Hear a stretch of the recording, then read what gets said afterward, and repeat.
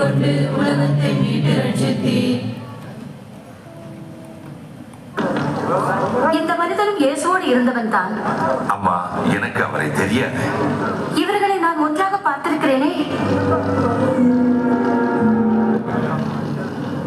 நீயும் அவர்களில் ஒருவன் தானே? நான் இல்லவே இல்லை.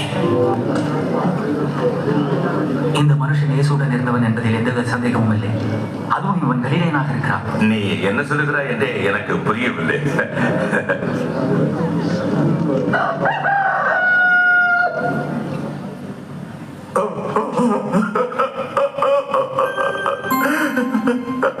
ஆண்டவரே, உம்மை நான் அறியேன் என்று மறுதலித்து விட்டேன். ஆண்டவரே,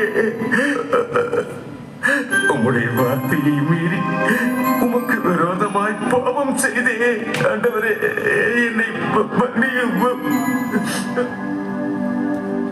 நான் சாதாரண மனிதன், படிப்பறிவு இல்லாதவன்.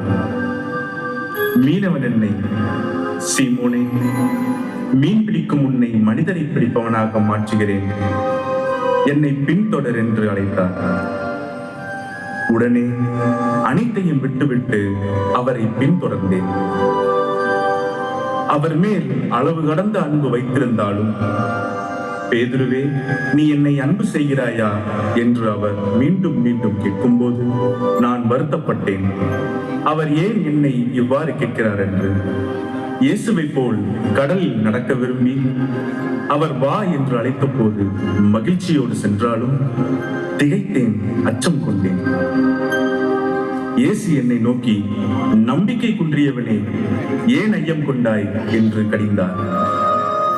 ஆண்டவரே, எல்லோரும் உம்மை விட்டு விலகினாலும் நான் என்றுமே உம்மோடு இருப்பேன் என்று கூறிய நான் அவர் சொன்னபடியே மும்முறை மறுதலித்தேன்.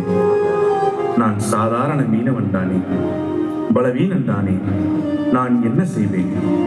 இருப்பினும் பலவீனனிடம் இயேசு, நீ பாறை, உன் மீது என் திருச்சபையை கட்டுவேன் என்று சொன்னார்.